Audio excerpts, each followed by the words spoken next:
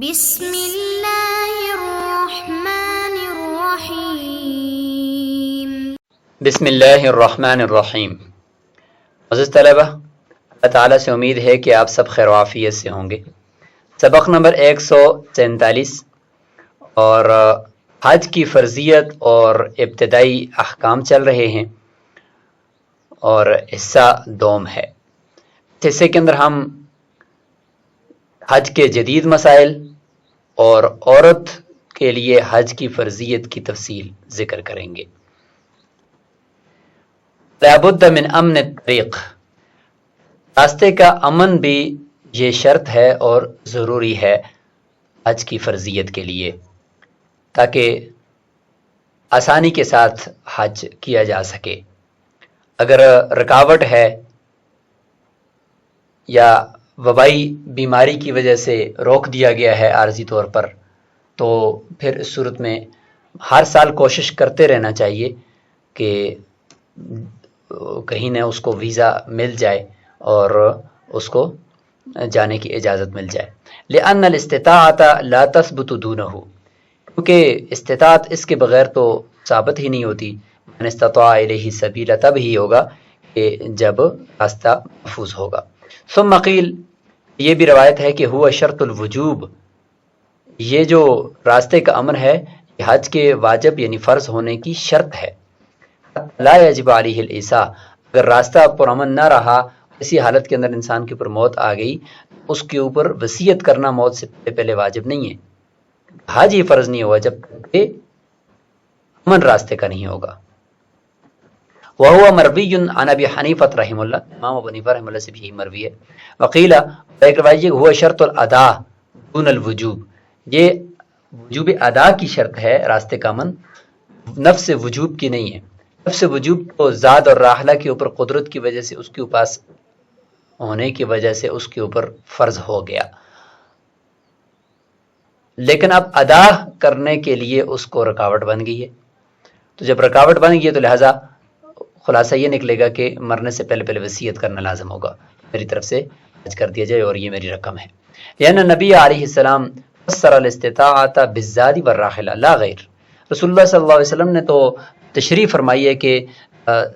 جو من استطاع الیہ سبیلا آیت میں ہے، تو اس استطاعت سے مراد صرف زاد اور راحلہ یعنی سفری اخراجات اور سواری، اس کی قدرت ہونا ضروری ہے۔ راستے کے امن کو نفس وجوب کا سبب نہیں قرار دیا۔ فرماتے ہیں کہ یعتبر فی المرأة ان یکون لها محرم تحج به او زوج، متن ہے عورت کے لیے معتبر یعنی اس کے اوپر حج کی فرضیت کے لیے اور حج کی ادائیگی کے لیے ضروری ہے کہ اس کے ساتھ ایک محرم ہو، تو جس کے ساتھ یہ حج کرے، یا اس کا اپنا شوہر ہو۔ ولا يجوز لها ان تحج بغیرہما، ان دونوں کے علاوہ یعنی محرم چاہے شوہر ہو یا کوئی اور شرعی محرم ہو، بھائی ہو یا ماموں ہو یا چاچا ہو یا داماد ہو، یعنی یہ سب جو محرم رشتے ہیں، ان میں سے کوئی اگر نہیں ہے تو ان کے علاوہ کسی غیر محرم کے ساتھ حج کرنا اس کے لیے جائز نہیں ہے۔ اذا کان بینہا و بین مکہ مسیرۃ ثلاثۃ ایام، بشرطے کہ سفر جو ہو وہ سفر شرعی ہو، یعنی عورت کے گھر سے لے کر مکہ تک 3 دن کی مسافت یعنی کم از کم 80 کلومیٹر سے زائد کا سفر ہو۔ تو اس طرح کے سفر کے لیے یعنی ضروری ہے کہ وہ ساتھ کسی محرم کو لے کر جائے تاکہ فتنے سے بچ سکے۔ امام شافعی رحمہ اللہ فرماتے ہیں یجوز لها الحج اذا خرجت فی رفقۃ ومعها نساء ثقات، کہ اگر وہ ایک ایسی جماعت کے ساتھ نکلتی ہے کہ اس کے اندر عورتیں بھی ہیں اور عورتیں بھی باعتماد عورتیں ہیں، بڑی عورتیں ہیں، تو اس صورت کے اندر عورت حج کے لیے جا سکتی ہے۔ لحصول الامن بالمرافقہ، ان ساتھ جانے والی عورتوں کی معیت کی وجہ سے راستے کا امن اس کو حاصل ہو چکا ہے، اب اگر اس کے ساتھ محرم نہیں بھی وہ جا سکتی ہے۔ مولانا احناف فرماتے ہیں کہ رسول اللہ صلی اللہ علیہ وسلم نے فرمایا لا تحجن امرأۃ الا ومعها محرم، کہ کوئی عورت ہرگز حج نہ کرے، دیکھیں تاکید در تاکید، نہ کرے الا یہ کہ اس کے ساتھ کوئی محرم ہو۔ عبداللہ بن عباس رضی اللہ تعالیٰ عنہ سے حدیث ابی امامہ ہے، اور اسی طریقے سے دارالقطنی کے اندر حضرت عبداللہ بن عباس رضی اللہ عنہ سے ہے، عن ابی سعید مولا ابن عباس عن اکرمہ عن ابن عباس انه قال جاء رجل الى المدینہ فقال النبی صلی اللہ علیہ وسلم اين نزلت؟ قال على فلان. قال اغلقت علیک بابها لا تحجن امرأة الا ومعها ذو محرم. یہ روایت ہے. لأنها بدون المحرم يخاف عليها الفتنہ، غیر محرم کے عورت کے اوپر فتنے کا خوف ہے. وتزداد بانضمام غیرها الیہا، اور اس کے ساتھ اگر اس کو ہم یہ کہیں کہ دوسرے قافلے کے ساتھ چلی جائے، اس میں مرد بھی ہوں عورتیں بھی ہوں، تو اس میں تو اس غیر کے ساتھ ملانے میں اس کے فتنے کا زیادہ اضافہ ہے کہ عورت جو ہے وہ ایسے لوگوں کے ساتھ جا رہی ہے کہ جس میں ٹھیک ہے عورتیں بھی ہیں لیکن ساتھ اجنبی مرد ہیں، تو اس میں تو فتنہ اور بڑھے گا. لہذا تحرم الخلوۃ بالاجنبیۃ ان کان معها غیرها، اگر اسی وجہ سے تو فرماتے ہیں کہ تنہائی کسی اجنبی عورت کے ساتھ حرام ہے، اگرچہ اس کے ساتھ کوئی غیر بھی ہو، یعنی کوئی اور عورت کیوں نہ ہو اس کے ساتھ، یا کوئی اور قافلہ کیوں نہ ہو، پھر بھی کسی عورت کے ساتھ تنہائی کرنا یہ حرام قرار دیا ہے. خلاف ما اذا كان بينها وبين مكة اقل من 3 ایام، بخلاف اس صورت کے کہ مکہ اور اس عورت کے درمیان کا جو سفر ہے وہ 3 دن کی مسافت سے کم کا ہے، یا جدید اعتبار سے 80 کلومیٹر کی مسافت سے کم کا ہے. اس صورت کے اندر چونکہ یہ اتنا تھوڑا سفر ہے کہ اس میں فتنہ اتنا زیادہ اس کے امکانات نہیں ہیں. لأنه يباح لها الخروج الى ما السفر بغیر محرم، کیونکہ بغیر محرم کے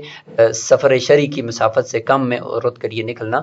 جائز ہے. وَإِذَا وجدت محرما، اگر عورت محرم کو پاتی ہے، لم یکن للزوج منعها، تو کیا اب شوہر کے لیے پھر بھی اس کو روکنا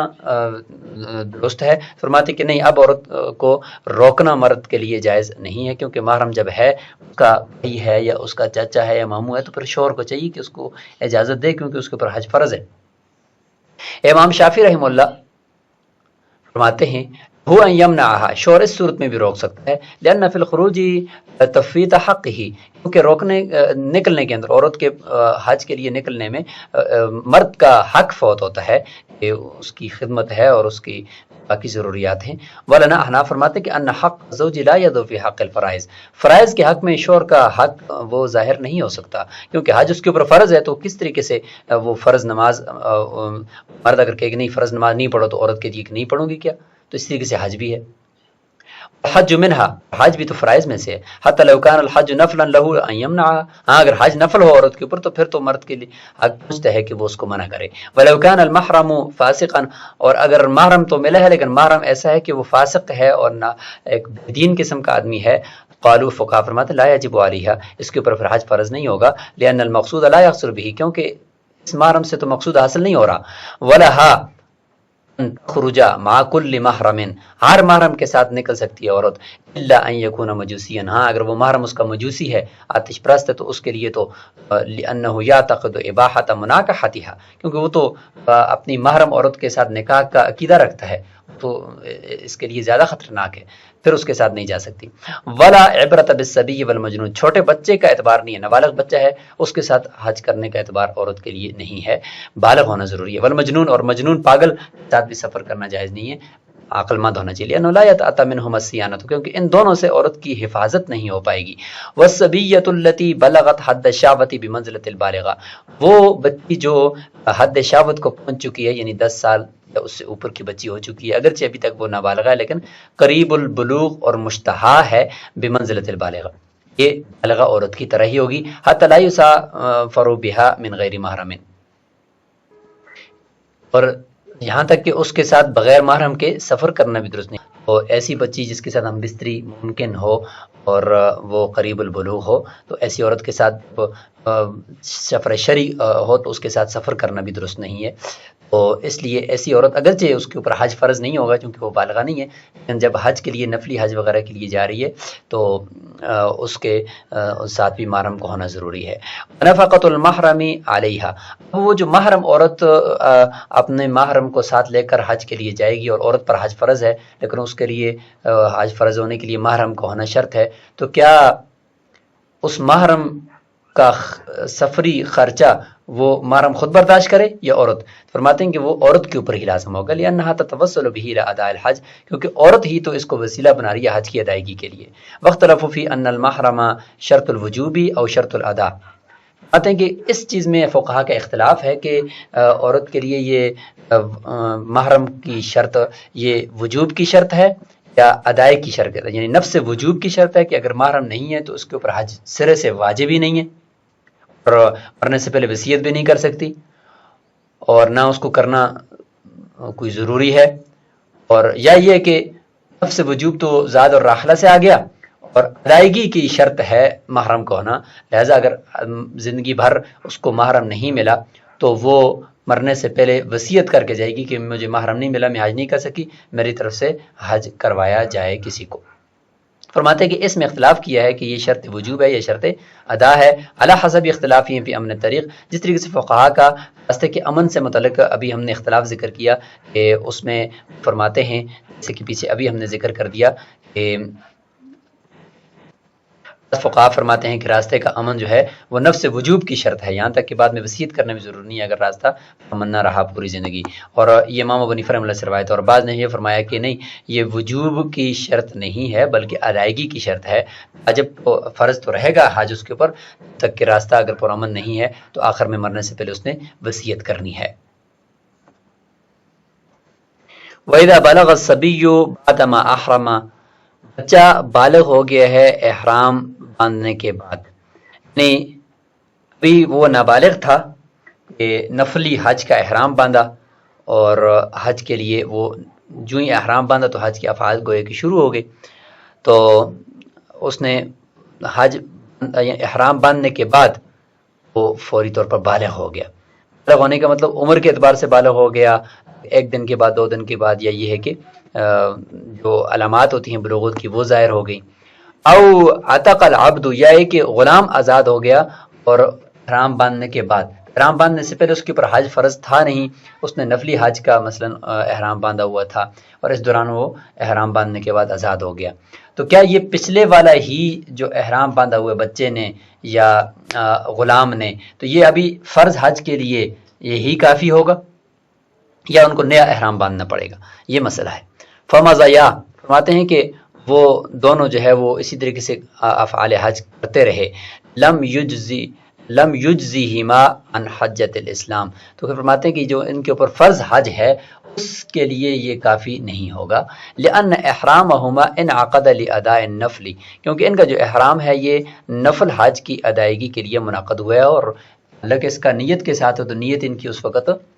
نفلی حج کے لیے احرام باندھنے کی تھی، فلا ينقلب لاداء الفرض، لہذا فرض کی ادائیگی کے لیے یہ نہیں پلٹے گا کہ اب دوبارہ یہی احرام وہ فرض کی طرف منتقل ہو جائے۔ ولو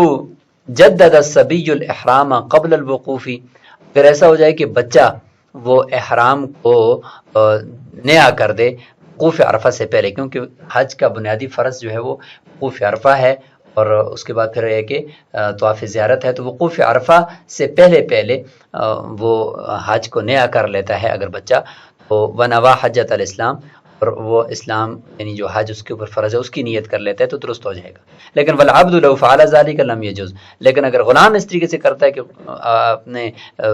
جو احرام ہے اس کو نیا کرتا ہے، ایسا کرنا اس کے لیے جائز نہیں ہے، یا یہ ہے کہ لم یجزی اس کے لیے کافی نہیں ہے، لأن احرام الصبی غیر لازم، کیونکہ بچے کا جو احرام باندھا ہوا تھا وہ اس کے ذمہ لازم تھا ہی نہیں، تو ویسے ہی اس نے باندھ دیا اور ایک نفلی طور پر باندھ لیا، لعدم الاہلیت، کیونکہ وہ اہل ہی نہیں تھا، لیکن لہٰذا اگر اس نے چینج کر بھی دیا تو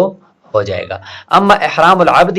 لازم، ان تک غلام کا احرام ہے تو وہ اگرچہ غلام تھا لیکن بالغ تھا، اہل تھا، باقی سب چیزیں ہیں، لیکن صرف عارضی غلامی کی وجہ سے حج فرض نہیں تھا اس پر، باقی سب چیزیں اس کے اندر تھیں، جب تھیں تو لہٰذا اس کا احرام اس کے اوپر لازم تھا۔ اب وہ فلا يمكنه الخروج عنه بالشروع في غيره،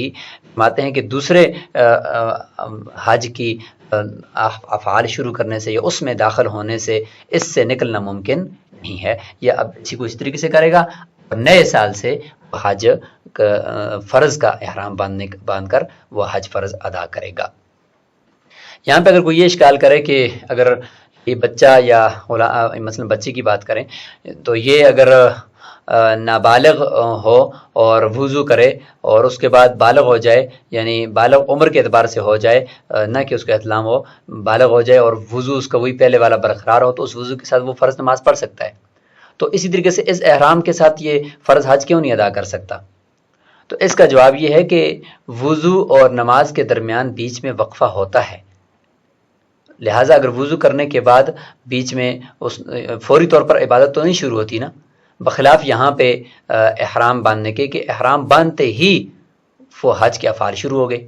وہ ہے کہ اب وہ اس کے لیے پابندیاں شروع ہو گئی، یہ نہیں کرنا، یہ کرنا، یہ نہیں کرنا، یہ کرنا ہے، تو لہٰذا بیچ میں کوئی افعال حج اور احرام کے بیچ میں کوئی فاصلہ نہیں ہے کہ اس کو کوئی چھوٹ مل جائے۔